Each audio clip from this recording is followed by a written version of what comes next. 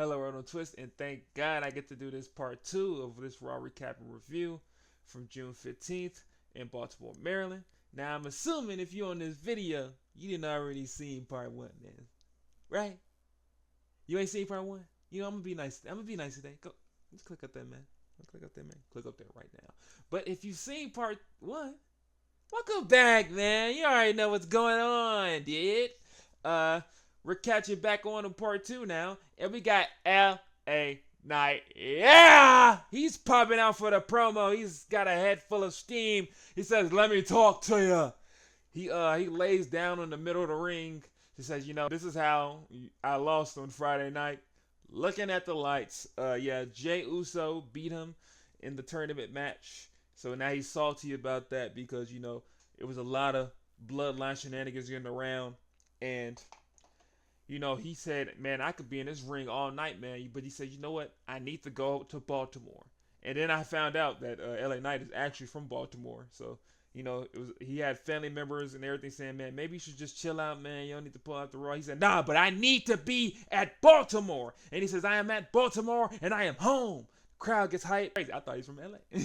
But he says he's back home, not a champ, but he is here fighting against the odds because he never gives up. He never quits. He doesn't know what that is. He mentions that he didn't have nepotism like a dad being here in WWE to get him to this place or have a tribal chief helping him out, help him around and everything.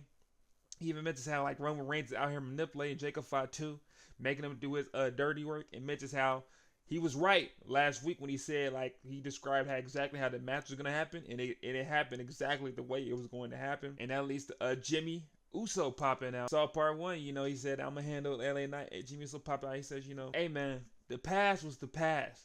And I get it was crazy back then, but it's different now. The bloodline is different now. We're not doing the same stuff. And he mentions that Solo Sikoa, even though he helped around in that match, he's not with them. They have no connection with him. And LA says, it's pretty interesting, you say he's not part of the group, but he up there helped Jay get the win. I don't really believe all that. And he says, if that's the case, if I go whoop on Solo Sikoa, are y'all gonna jump me? Are y'all gonna be mad at me? And at least Jimmy's saying, no, we're not gonna be mad. We're not gonna help Solo. He's not part of the bloodline. And at least the Jey Uso popping out, the Yeet Man, and he does a little play on Ellen Knight. He says, let me talk to you. He says, my brother is right. And here's the thing. I'm not here for no apology. I'm not here for no fight. I'm not here for nothing. I'm just here for one thing. And LA Knight says, "Oh, I wonder what that one. You came out here for me to acknowledge Roman Reigns." So he says, "Nah, I'm better than you, LA. I beat you fair and square in the ring. I want you to acknowledge me." I said, "Whoa." And LA says, "Whoa, fair and square, huh? Okay." He says, "You know what? That surprised me. I didn't really expect this." And he says, he starts putting his finger like this. You know what? So you know what, Jay? I do acknowledge you. I acknowledge you can kiss my ass. And Jay pushed that man. Jimmy tried to get in the middle of the thing, but they get into a brawl. They fighting back and forth. Jimmy seeing his brother get whooped. He ain't letting it slide. He super kick on that man. That leads to LA being knocked down over there. That leads to Jay tweaking. He tried to grab a chair. He tried to hit that man with the chair, but Jimmy saying, no, stop, bro. We don't got to do all that. He pushed him out the way. He tried to go for the chair bite, but LA say, reverse. Get that man. Boom. Hit Jimmy with the chair. Chairs. He hit the Usos back and forth with chairs. Back and forth with chairs. But here come that man with the tongue and death grab. Jacob Fatu pops out. Hits him with the tongue and death grip. He knocks LA out cold. That leads him to a commercial break. After that, we get back from the commercial break, though, with the Usos arguing back and forth. And Jacob says, you know what, man? Jimmy, I'll let you do it your way. Jay, I'll let you do it your way. And both of y'all ways was ass. So I had to do it the OTC way. Jacob Fatu wins the arguments once again, and LA gets cooked. Good for him. Good for the push. We get on to the third match of the night. We get Roxanne Perez with Liv Morgan trying to do what she said in part one. Incapacitate Liv Morgan's next opponent. We get Charlotte Flair, the queen, out there with Alexa Bliss. We start the matchup with a tie-up between Roxanne and Charlotte. They're going back and forth. Roxanne gets the advantage, though, by hitting her with a big smack to Charlotte Flair, disrespecting her. They hit her with the little bow right there. That leads to her then being just going insane, just throwing punches back and forth on the Charlotte Flair, back and forth in the corner, hitting her back and forth, back and forth, back and forth. And Roxanne tries to hit her with a big kick to the face, but Charlotte catches her foot, says drops her down. Boom! Big knee to the face. I ain't gonna lie, it looked like she broke her nose, like pop a couple teeth out. She was fine though, but it looked nasty. I ain't gonna lie. At least Roxanne goes to the outside. Charlotte gets up there, big chops to her, back and forth, back and forth, back and forth. And then Roxanne is near a ring post, and she goes for a chop. She dodges out the way. Boom! Charlotte Flair hits her arm on the post, and that really mattered in the rest of the match going. That leads to Roxanne then grabbing her arm, pulling over to the turnbuckle, and then stomping on that thing on the outside. That leads on to a commercial break after that. We get back from the commercial break with Roxanne still doing the arm manipulation. She has Charlotte in an arm bar, but Charlotte finds a way to get up, power up. Power bomb on Roxanne. 1, 2. Kick out from Roxanne though. That leads to Charlotte still being hurt. Tries to get up and hit a chop on Roxanne, but she used the hurt right arm. That leads to Roxanne taking advantage and then hitting a big spinning hurricanrana slam on the Charlotte Flair. Goes for the pin. 1, 2. Kick out from Charlotte. That leads to Roxanne being smart, getting into more arm manipulation on the Charlotte, back and forth, hurting her arm. But Charlotte finds a way to flip over to a jackknife pin. She's on top of her for the pin. 1, 2. Kick out from Roxanne, but she couldn't get enough leverage on it, so her arm hurt. At least Roxanne now trying to give her take some minutes and hit her with multiple chops back and forth. And Charlotte just no-sold all that like Brock Lesnar and Ilya Dragunov. That leads her to then hitting her by grabbing her big choke right there and then hitting her with a big boot and a fall-away slam. But as that's happening, Liv Morgan grabbed Alexa Bliss and slammed her into the ring post. Nasty, by the way. It sounded bad. That leads to Charlotte now doing the chops with her left hand instead of her right. But Roxanne finds a way to stop out of it, kick her. But then Charlotte ends up hitting her with the walkover clothesline, which I hate. I hate the walkover clothesline, Charlotte, because it's never timed right, and it just makes the other person look stupid. They're just like, and then get clothesline. Like there needs to be a better way for you to do this clothesline, Charlotte. I'm just saying. Hits her with and then hits her with a big boot after that. Goes for the pin, but kick out from Roxanne. At least Charlotte trying to go to the top rope to do the moonsault, but Liv Morgan gets onto the apron, tries to do a distraction on Charlotte. It works. Leads to Roxanne grabbing a leg, pulling into a leg pull down right there, and then does the jumping off to the springboard moonsault on the Charlotte. 1, 2. Kick out from Charlotte though. That leads to Roxanne attacking back and forth on the Charlotte having a tantrum, but Charlotte gets up out of it. Big boot onto her. She drops her down, tries to hit her with the figure 4, trying to turn into the figure 8. But Liv Morgan gets into the apron again and get into a big distraction. And as the ref is dealing with that, Alexa Bliss grab her, pull her leg down, slam her right down onto the mat. Ref still dealing with that. While in the ring, Roxanne finds a way to turn into a pin on the Charlotte, but Alexa gets into the ring while the ref's distracted, flips her over for Charlotte to get the pin in. 1, 2. Kick out from Roxanne though. They get back into a standing base. Roxanne tries to go for the pop rocks, but that gets reversed by Charlotte. She flips her over into the figure 8, and she got a tap out. Charlotte Flair gets the dub. I give that match a 3.5 stars. I just wanted more. From the match, and I get this is the tune-up match before she gets to Liv Morgan. But yeah, and also I just don't like that clothesline. That walkover clothesline pisses me off a lot. I really don't like it. They stopped doing it. But then we move on to our next segment. We have an interview with Jevon Evans. He's in the middle ring getting interviewed by Jackie Redmond. And Jackie goes on to ask him, how are you preparing for this match for Jey Uso in the next semifinals on SmackDown? And Jevon said, is the camera? He said, Jay, I know you watching this. Just know that, hey, I'm finna be giving you belt to ass. And I'm gonna get your ass out the competition. And he said, and everyone out here gonna be saying, that boy is bouncing in the air. Hey, yo! I'm still humble. Vision pop out. Logan Paul with his messed up arm. And Austin Theory pop out. And Logan, he pops out into the ring, says, Jevon, you are a generational talent with untapped potential. And you got this good guy persona going on. I know it's fake, man. Let the evil out, man. You need to show the evil, man. We want the real self out, man. And he goes to tell like, you know what? That's why I bestow unto you an invitation to join the vision so you can be your full potential. And Jevon says, hell no. And Logan says, hold on, I don't know if it's my arm tweaking or something like mine, but uh, that wasn't a question. That was a mandate. You are part of the vision.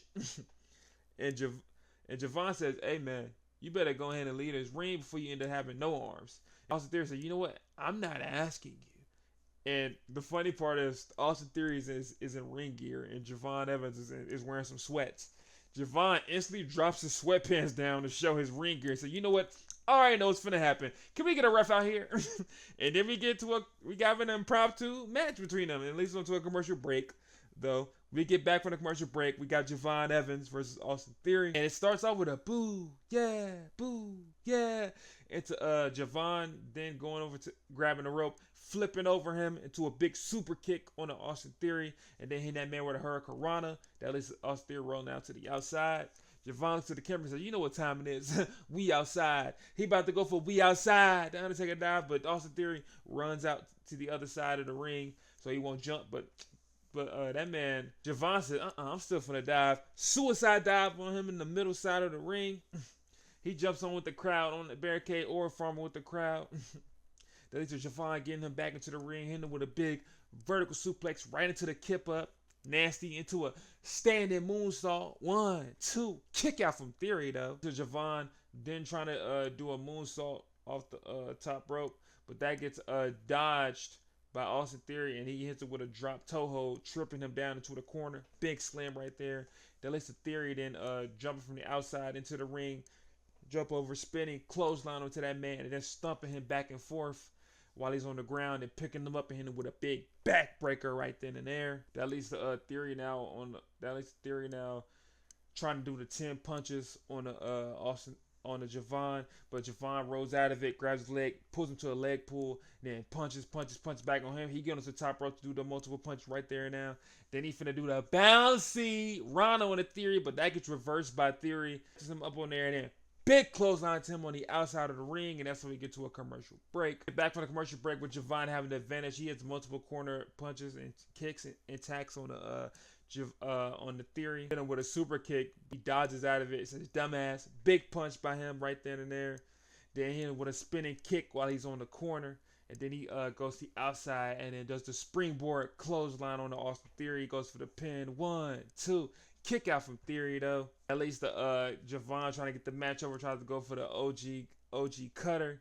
But as he's going over there, he gets his leg pulled. He slams right into it. That leads Austin Theory to grab him, pick him up for a big slam right there. He calls it ataxia. Goes for the pin there. 1, 2. Kick out from Jevon though. On slow again, tries to go for a power bomb, but that gets reversed by Jevon by hitting into a hurricanrana. He goes into the outside. He ain't done with him. Outside the ring, he grabs his leg, pulls him outside the ring, tries to attack him, but Jevon said, big punch by Jevon. But Logan Paul distracts Jevon. That leads to Theory hitting a big elbow to him on the back of the head. He grabs him and he tries to throw him to the ring post, but Jevon runs at it and throws him instead into the ring post. And then he clotheslines him over the barricade. Then he runs around the ring to do the we outside on the outside. Boom, slam on him. He basically hit his head on the barricade too. He grabs him down, gets him to the ring, jumps off the rope to hit the red dot kick on him, then tries to go for the OG cutter. He goes off the middle rope, top rope. He jumps, but spear! Bron breaker, spear in midair. Oh my God. It's a DQ. Jevon wins by DQ. I give that match a 3 stars. I wanted to give it a 4 for that spear, but I can't do that. But I feel like Austin Theory, he's very heelish in his matches, and he's very slow and monotonous. I don't really like that. But Jevon looked great, like always. But yeah, he got speared in midair. Then that leads him to start jumping him. And then the Street Profits pop out. Montez pop out first. He said, come on, man. At least the Angel Dogs pop out. They get into that boom. They get into a big brawl back and forth. They land their finishing moves onto them. And then they clothesline Bron Breakker outside the ring. And then it gets announced that next week in London, it's going to be the Vision versus the Street Profits for the tag team titles. So yeah, Jevon's going to be cooked going into the J match because that spear was disgusting. Speaking of the tournament, we get to the main event. We get our first semifinals match for the men. King of the Ring tournament, we get Dirty Dominic Mysterio with that boy JD McDonough with him versus Oba Femi. They ring the bell. Dom instantly leaves the ring. He instantly gets out the ring. He's walking back and forth. He's pacing. He's like, they're saying Oba's name. I can't listen. He gets back into the ring though, and then Oba tries to walk towards him, but he's using the rope to have the ref separate him, because if you're on the rope, you can't be touched. So he's on the rope trying to get separation, and he leaves outside the ring again. And then he gets back inside the ring, and then Oba says, "Okay, you know what? Let's try for the test of strength." And that man's arm was so high, I don't even think he'd be able to get that thing. And then Dom tries to do the little rope thing again, but he fakes out of it. He pushes that man, and then runs outside the ring, and running back and forth outside of that leads him to get a drop kick on the Oba Femi while he's on the apron. And then he tries to do for the crossbody to the outside, but that gets caught by Oba Femi. Big punch to the gut, and he grab that man, throw that man over the announce table. I like the JD trying to be behind Oba Femi, try to sneak up, but Oba Femi chases that man outside the outside. He jumps over the barricade. He dipped. With that distraction though, Dom Mysterio went to the timekeeper's area and grabbed a hammer and put it in his boot. He's done it before. Then Oba grabbing Dom again, throwing him back into the ring. He jumps on the apron in the ring, but JD tries to pop out of nowhere. It ain't work. Big elbow to JD, look disgusting. He gets into the ring though. Low blow to the duh. Hit that man Oba in his nuts. That leads to him being Oba on the rope. 619 to the duh. And then he drops down. 619 to the face. Goes to the top rope. Hit that man with the frog splash. One kick out. Oba Femi is invincible. He kicked out at one. Like nothing happened. That leads to JD on the outside trying to get the distraction again. Dom tries to get the hammer. He catch that man. Choke slam. JD run into the ring. Catch that man. Double choke slam, and then they both in the corner. Uppies. Big spinning uppie on the JD. He grabbed that man Dom Mysterio for that throw suplex. Earlier in the night, Joe Tessitore called it the pizza toss, which is hilarious. And then he picks him up. Fall from grace. 1, 2, 3. Oba gets the dub.